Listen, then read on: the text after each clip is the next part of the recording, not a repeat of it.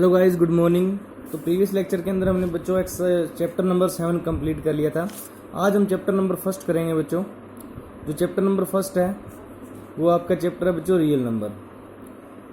तो real number सबसे पहले आपको पता होना चाहिए बच्चों रियल नंबर क्या होते हैं।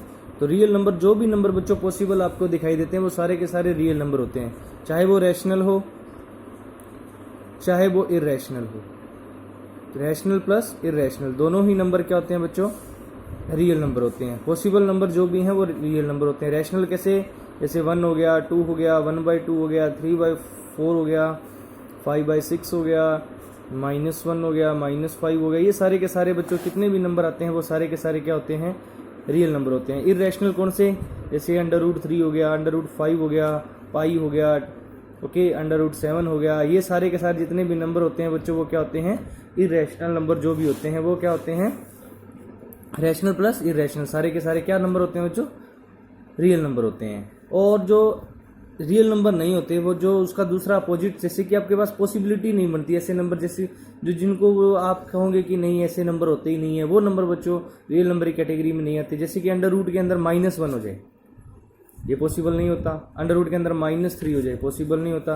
अंडर रूट के अंदर -4 हो जाए, ये नंबर बच्चों ये के सारे ये रियल नंबर ना होके कौन से नंबर होते हैं बच्चों, आपके ये कॉम्प्लेक्स नंबर होते हैं। तो रियल नंबर वही नंबर होते हैं जो एक नंबर लाइन के ऊपर हम क्या कर सकते हैं, जिनको लिख सकते हैं, नंबर लाइन के ऊपर जिनको हम शो कर सकते हैं, वो कौन से होते हैं बच्चों, आपके रियल नंबर होते हैं। एक रियल लाइन के ऊपर जिनको हम शो करते हैं। तो ये आपका रियल नंबर का पार्ट है। और फिर हम आगे चलते हैं बच्चों इसकी एक्सरसाइज के अंदर। तो इसमें क्या होता है, आप एक डिवाइड का एक बहुत ही 9th क्लास के अंदर 8th क्लास के अंदर एक डिवाइड का रूल पढ़ते आए थे। डिवीजन रूल से हम HCF फाइंड करते थे। तो वो क्या था बच्चों, जिस चीज़ को हमने डिवाइड करना होता था हम उसको क्या बोलते हैं, डिविडेंड बोलते हैं। और जिससे हम डिवाइड करते हैं उसको हम क्या बोलते हैं बच्चों, डिवाइजर बोलते हैं। और जो हमारा आंसर आता था उसको हम क्या बोलते थे, क्वोशिएंट बोलते थे। और जो आपका कुछ नीचे शेष बचता था उसको हम क्या बोलते हैं बच्चों, रिमाइंडर बोलते हैं। और इसका एक रूल क्या है, इस डिवाइडेंड को लिखने का रूल क्या है कि डिवाइडेंड इज इक्वल टू, इन दोनों की मल्टीप्लाई होती है जो डिवाइजर और क्वोशिएंट की। डिवाइजर मल्टीप्लाई क्वोशिएंट प्लस क्या होता है बच्चों, remainder. Divisor multiply quotient plus क्या होता है, रिमाइंडर होता है। और अगर हम इस डिवाइडेंड को हम क्या लिख दें बच्चों, px लिख दें, और डिवाइजर हो जाएगा gx, क्वोशिएंट हो जाएगा बच्चों आपका qx, और रिमाइंडर हो जाएगा आपका rx। तो ये भी एक रूल होता है। और अगर हम इस डिवाइडेंड को a बोल दें, डिवाइजर को b, क्वोशिएंट को q, और रिमाइंडर को क्या बोल दें, r, तो ये भी एक क्या होता है, लिखने का इनका रूल होता है। और यही यूक्लिड एल्गोरिथम को रिप्रेजेंट करता है बच्चों। ये किसको रिप्रेजेंट करता है, आपकी यूक्लिड्स एल्गोरिथम को। यूक्लिड्स एल्गोरिथम को इस ये आपका जो रूल है इसको, ये यूक्लिड एल्गोरिथम को क्या करता है बच्चों, रिप्रेजेंट करता है। और आप जानते ही हो बच्चों जो रिमाइंडर होता है वो ऑलवेज और ऑलवेज क्या होता है बच्चों, जो आपका डिवाइजर है उससे क्या होता है, कम ही होता है। जो आपके रिमाइंडर हैं वेयर जो आपका b है, b ही आपका जो r है, रिमाइंडर जो आपका बचता है वो r है, वो लेस देन होता है किससे, ऑलवेज b से। तो r is less than b, sorry b is greater then r। ये हम कहेंगे कि r है वो b से क्या होता है बच्चों, आपका लेस ही होता है। जो r की वैल्यू रिमाइंडर की वैल्यू होती है वो लेस होती है, क्योंकि हम ही जानते हैं अगर ये रिमाइंडर ज़्यादा बच जाए आपका तो डिवाइजर एक स्टेप आगे हो जाएगा। ओके, एक स्टेप और अपने को लेना पड़ता है। तो ये जो रिमाइंडर होता है वो हमेशा b जो होता है वो ग्रेटर देन होता है किससे बच्चों, r से। तो b की जो r की जो पॉसिबल वैल्यू होगी वो इस पे डिपेंड करेगी, किसके ऊपर, b के ऊपर डिपेंड करेगी। उसके बाद इसके अंदर जो यूक्लिड रूल्स जो है आपका, इस रूल के अंदर आपको कई चीज़ों का ध्यान रखना है बच्चों, कि अगर आप यूक्लिड लेमा अप्लाई कर रहे हो किसी के अंदर भी आप इसको, तो आपको एक एक काफ़ी चीज़ों का ध्यान देना पड़ेगा। जो आपका फर्स्ट स्टेप है इसके अंदर, जब आपका यूक्लिड लेमा डिवाइजर, तो यूक्लिड डिवीज़न के अंदर आपको सबसे पहले तो ये पता होना चाहिए कि आप फाइंड क्या करेंगे। इस यूक्लिड डिवीज़न से आप फाइंड करेंगे किन्हीं 2 नंबर्स का HCF फाइंड करेंगे। क्या फाइंड करेंगे बच्चों, HCF फाइंड करेंगे। तो अगर हम ये रूल लगाते हैं तो आपको पता, जहाँ r आपका 0 आ जाए, r क्या आ जाए बच्चों आपका 0, तो जिस चीज़ से आप डिवाइड कर रहे हो वही आपका क्या हो जाएगा, HCF हो जाएगा। तो देखिए जिस तरह से हम क्वेश्चन करेंगे तो उसके अंदर आपको बहुत सारी बातें क्लियर हो जाएंगी कि आपके पास जैसे फर्स्ट है एक्सरसाइज जो फर्स्ट 1.1 है बच्चों, इसके अंदर आपका फर्स्ट क्वेश्चन क्या दिया हुआ है, use Euclid division algorithm find the HCF। तो आपके पास 135 एंड 225 है। तो आपके पास जब हम इसका सॉल्यूशन करेंगे तो वेयर 225 है वो ग्रेटर देन है बच्चों किससे, 135 से। तो नाउ हम डिवाइड 225 को 135 से डिवाइड करते हैं। देखिए ये रूल जब ये ग्रेटर आ गया बच्चों, तो नाउ 225 को हम डिवाइड करेंगे किससे, 135 से।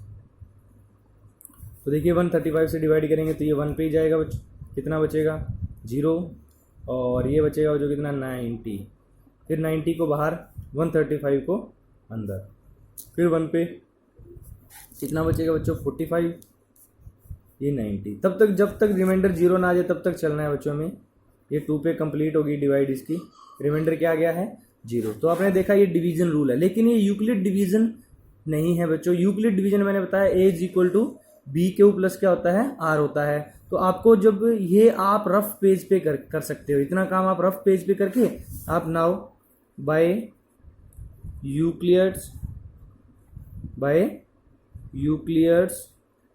Division algorithm, by Euclid division algorithm से आपने देखा कि 225 स्टार्टिंग में हमने लिया 225, फिर बच्चों जिस डिवीजर की मल्टीप्लाई होती है क्वेश्चन से 135 की मल्टीप्लाई 1 से, प्लस में रिमाइंडर कितना बचा था यहाँ पे 90, प्लस क्या कर देंगे 90।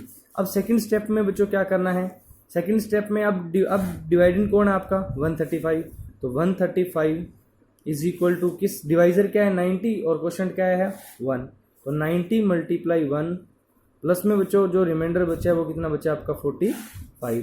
और जो थर्ड स्टेप में बच्चों जो आपके पास डिवाइडेंड कौन है 90 है, तो 45 की मल्टीप्लाई हो जाएगी 2 के साथ, प्लस में बच्चों कितना बचेगा आपके पास रिमाइंडर 0। तो आपको ध्यान रखना है जो लास्ट में आपके पास लास्ट डिवाइड के अंदर जो आपका डिवाइजर होता है वही क्या होता है बच्चों आपका HCF होता है। तो आपके पास 90 45 प्लस 2 मल्टीप्लाई 2 प्लस क्या है बच्चों आपके पास 0 है। तो ये लास्ट में आपके पास जहाँ 0 रिमाइंडर बचा है, तो रिमाइंडर 0 आने के बाद जो इसका जो लास्ट डिवाइजर होगा तो वो क्या होगा आपका HCF होगा। तो लास्ट में लिख देंगे हैंस HCF ऑफ किस का बच्चों 225 एंड 135 इज 45। तो इसका जो लास्ट डिवाइजर है बच्चों वो क्या है 45, तो दोनों का HCF कितना आ जाएगा आपका 45। तो ये आपका क्वेश्चन था, यूक्लिड डिवीजन एल्गोरिथम का यूज करना है यहाँ तक। ये आपका रफ पेज पे कर सकते हो बच्चों, ये डिवाइड आपको शो करनी है अगर उसने यूक्लिड डिवीजन एल्गोरिथम का बोला है तो। ये मैंने आपको आप आसानी से कर सको ताकि आपको कोई प्रॉब्लम ना है, इसलिए मैंने ये डिवाइड आपको बताई है। उसके बाद इसका सेकंड और थर्ड क्वेश्चन आप खुद ट्राई करेंगे बच्चों इसी टाइप से।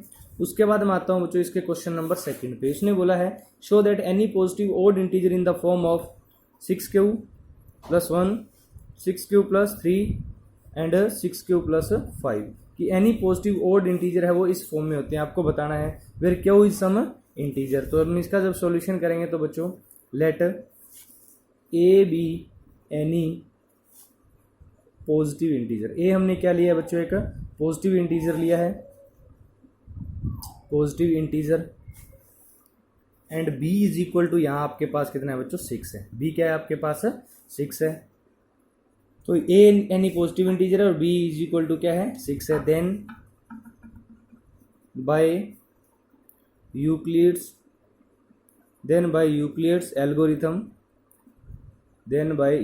Algorithm A is equal to क्या होता है बच्चों 6q प्लस r होता है। देखिए यूक्लिड एल्गोरिथम से लिखूँ तो b तो आपका 6 हो गया, तो a इज इक्वल टू क्या हो जाएगा 6q प्लस r।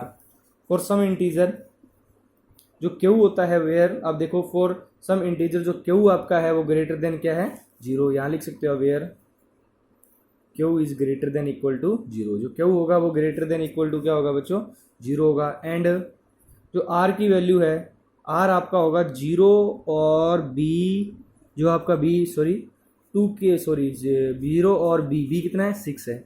मैंने बोला था ना r जो होता है वो b से क्या होता है लेस, तो r की वैल्यू होगी वो 0 और 6 से के बीच में लाई करेगी। तो r क्या हो गया क्या हो गया बच्चों, तो r आपके पास हो गया, r की जो वैल्यू होगी वो हो गई 0 और 1 और क्या हो सकती है बच्चों 2 और क्या हो सकती है 3, और क्या हो सकती है 4, और क्या हो सकती है 5।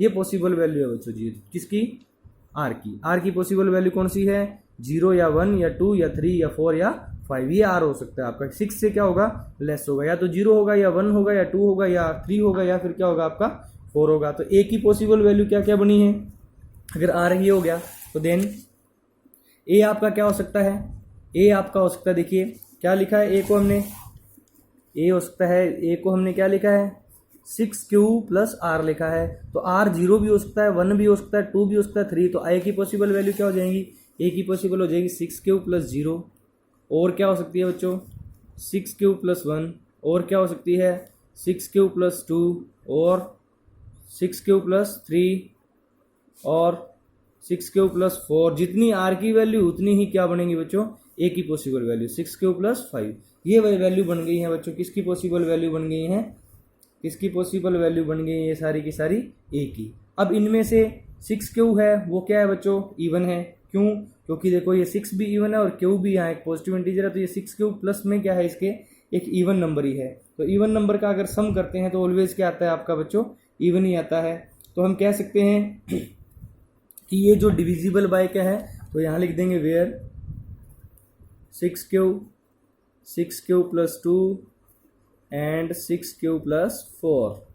जो आपके पास ये है बच्चों, ये सारे के सारे क्या हो सकते हैं, ये आपके पास इवन इंटीजर है। आर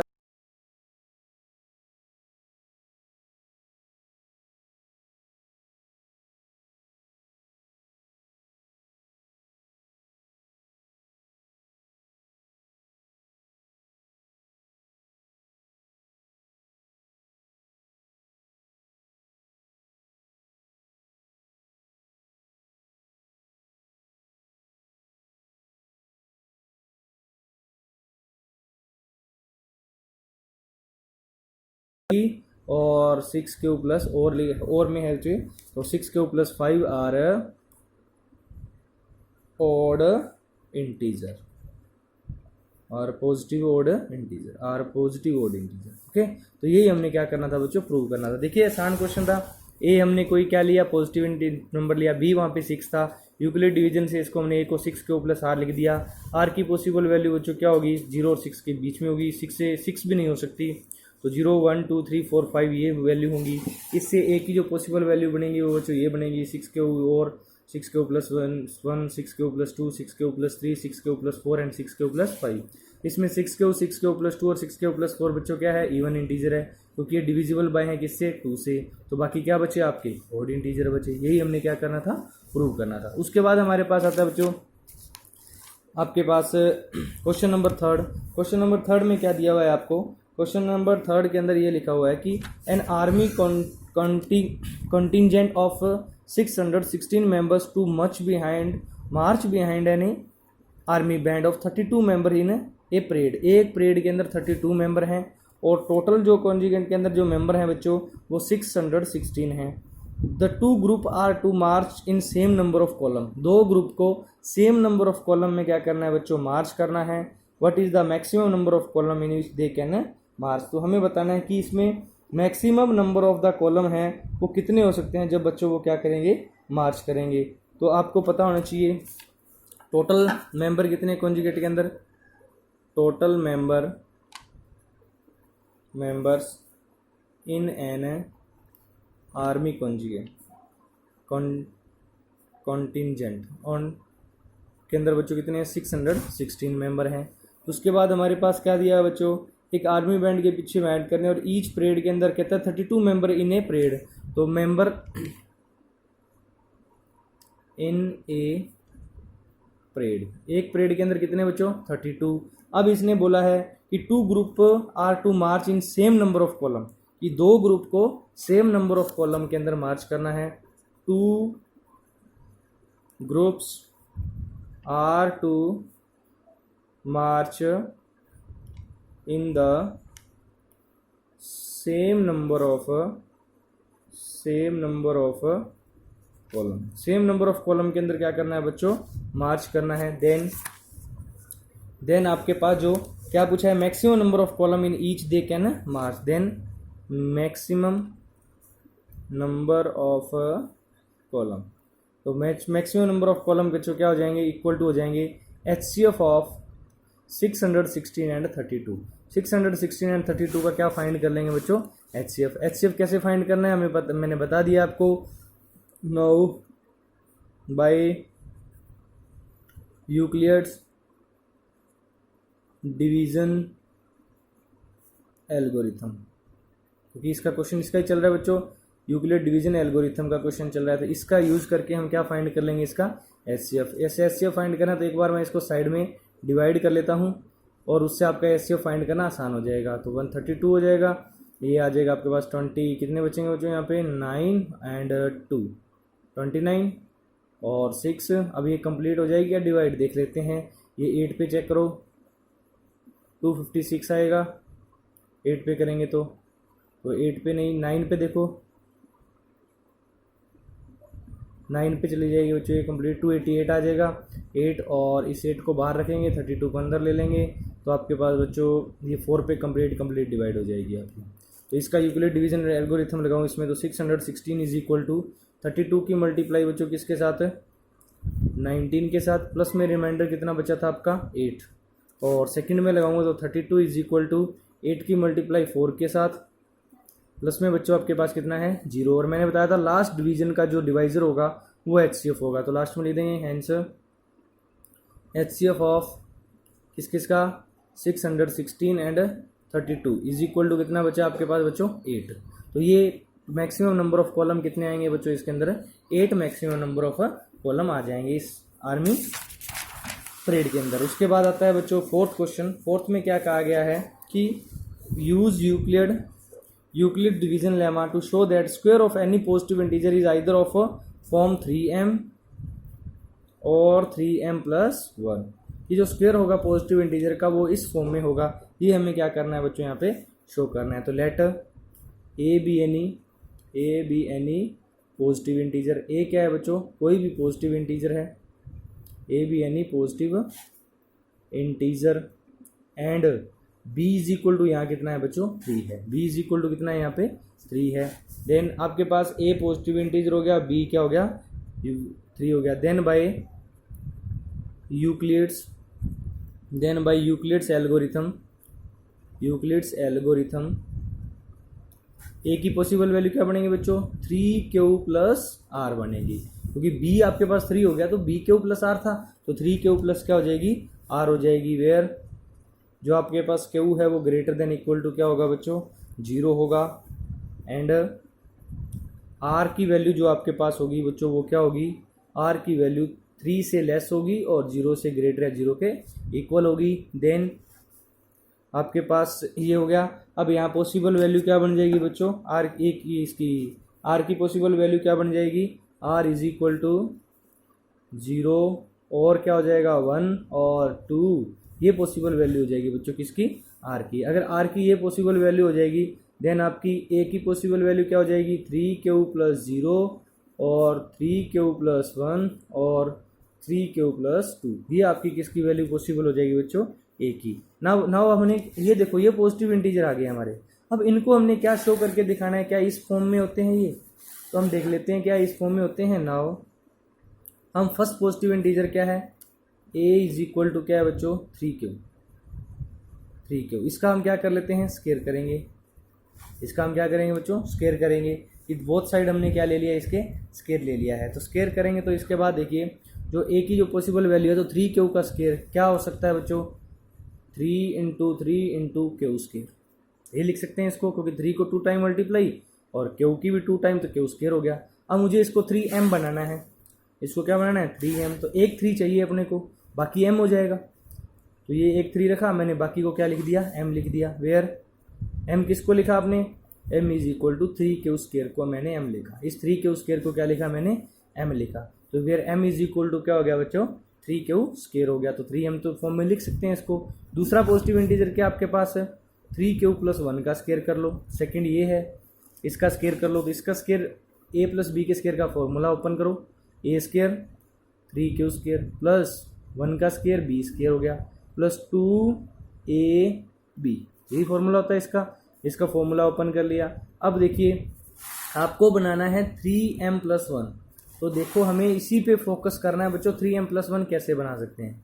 तो इन दोनों में से 3 कॉमन आ सकता है, क्योंकि यहाँ भी 3 है यहाँ भी 3 है, तो 3 कॉमन चाहिए क्योंकि 3m चाहिए अपने को। प्लस में 1 का स्केयर तो 1 ही होता है, तो +1 तो बाद में लिखा जाएगा, तो इसको हम लिख लेते हैं पहले 3 × क्यू स्केयर लिख दिया मैंने, और फिर इसको लिख दिया 2 × 3 क्यू, क्योंकि 3 क्यू की 1 से मल्टीप्लाई 3 क्यू, प्लस में 1 का स्केयर क्या होता है बच्चों 1, इसको मैंने बाद में लिख लिया। इन दोनों में से मैंने 3 कॉमन ले लिया, 3 कॉमन ले लिया तो यहाँ 3 क्यू स्केयर रह गया। देखिए यहाँ से 3 कॉमन आ गया तो ये 3 क्यू स्केयर बचेगा, या ये 3 आ जाए या 3, कोई प्रॉब्लम नहीं है।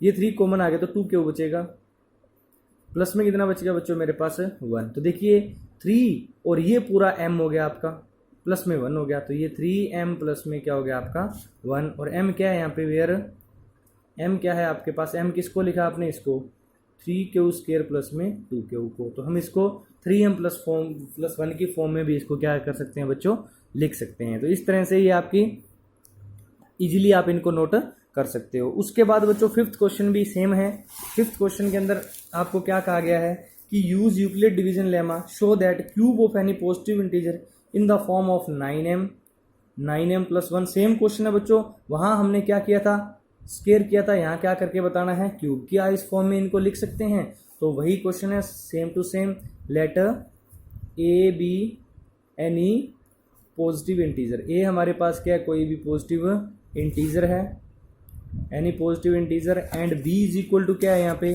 And B is equal to आपके पास है यहाँ 9, बी 9 है, तो आपके पास then by Euclid's division algorithm,